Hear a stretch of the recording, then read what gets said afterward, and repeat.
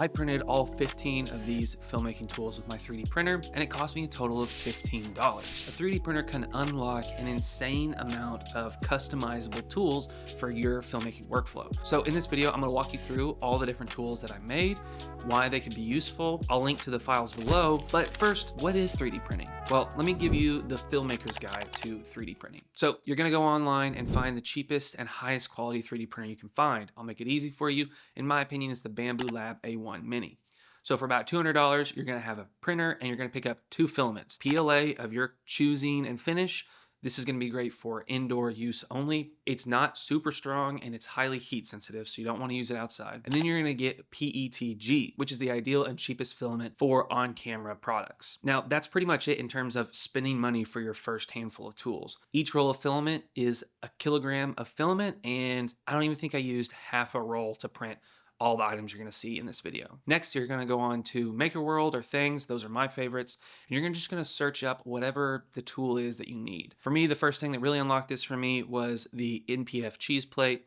So I searched that up on Things, I found it, downloaded it, dropped it into my 3D printing software, which comes with the printer, and started printing. The printer is going to walk you through how to set it up, how to load the filament in, all that. You don't even have to look up a YouTube video. It's that easy. So for around $250 to $300, you now have a new tool to make custom tools for your filmmaking process. This is 1000% a better use of your money than a lot of the tools that are getting marketed to you out there. But this isn't sponsored, so keep that in mind. Now, let's get into the tools that I've made. First off, we'll go right to it.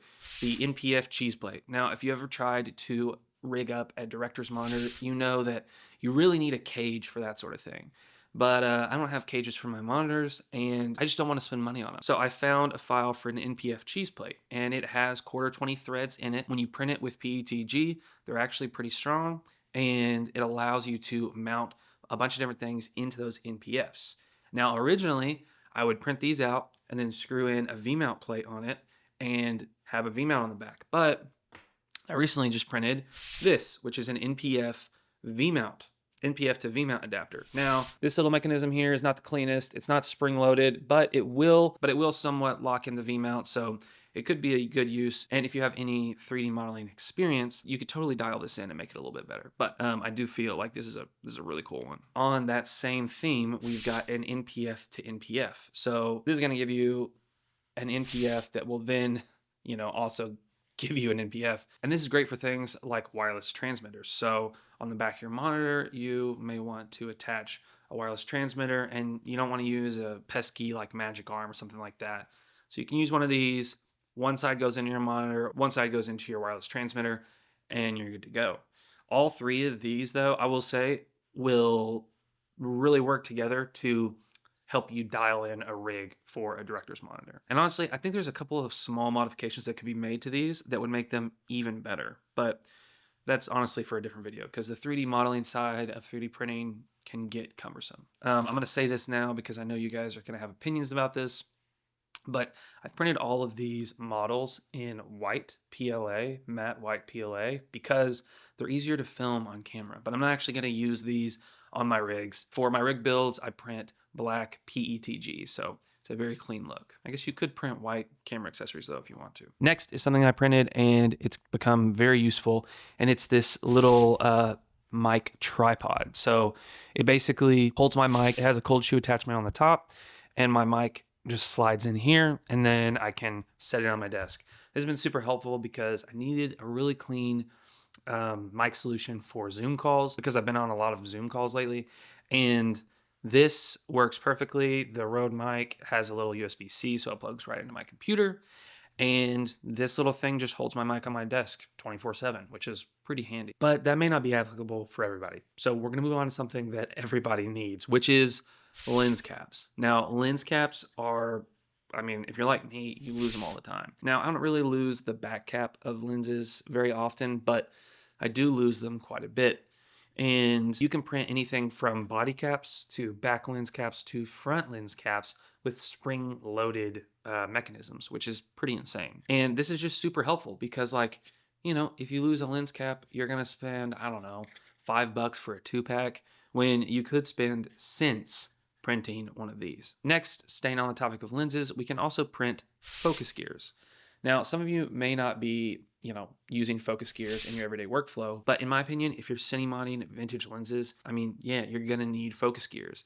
And you can find all sorts of different sizes already modeled for you online of different focus gears, some specific to the lens, some specific just to the millimeter diameter that you're going to need. This is an SD card holder. Now, these come in a bunch of different models, but this one is very, very thin. I don't love the construction of it. It's the one I printed out for this video, but in the past, I've actually printed out a different one that was much cleaner. So I'm gonna link that one below. And it's not quite credit card size, but it's so small, you'd probably forget you even had it. So if you're looking for a little thing to hold your SD cards, again, instead of spending 20 bucks on a little Pelican case like this one, you're gonna spend cents and print your own out. Now, not as protective, I will admit, but still very useful. The next couple tools need a disclaimer because they are very beneficial, but they are not something, how do I say this? 3D printing is 3D printing, and it's not a traditional method of product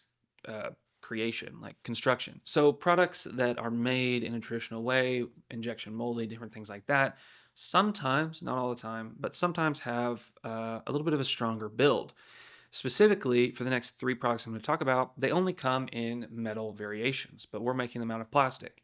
So it's important to remember that if you're going to 3D print any of these next couple products, you need to know that it has limitations and you shouldn't put your gear at risk by, attaching it and putting high stress on these products. Sounds really ominous, but you'll understand when I show you this 3D printed Arca Swiss. Now, this is an Arca Swiss plate for your Arca Swiss tripods. It's got 3 holes in it. They're not threaded, so a quarter 20 could go right through it.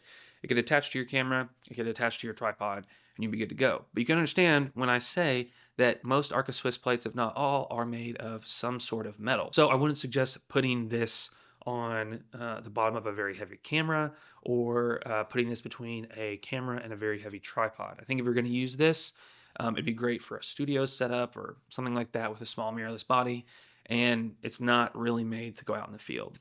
Same goes for this Manfrotto plate as well. Now, most tripods that have a Manfrotto plate are pretty heavy duty tripods, so it kind of doesn't make sense why you'd print a Manfrotto plate. But if you have a Manfrotto tripod in your studio or something that uses this plate and you seem to have lost your tripod plate, then I think it'd be great to print out. I just don't think that these should be used on large projects or any sort of client work or any place where your camera is going to be, stressed and weighted. But probably my favorite thing that I've 3D printed thus far is this Scatus setup in my gear closet in my studio. Scatus boards are an IKEA thing that's pretty cool, but you can actually print your own and you can put them together with these little connectors.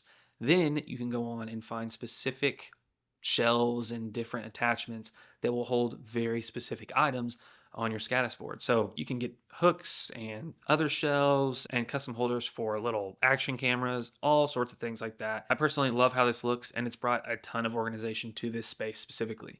I also love these little V-mount holders where I can store charged V-mounts so that if I need to just grab a couple, I can just slide them off and they're good to go. The last thing are cheese plates. Now, we kind of already did this once with the NPF cheese plate, but you can actually print out different cheese plates. This specific cheese plate right here is designed to go on the back of those little Blackmagic micro studio cameras.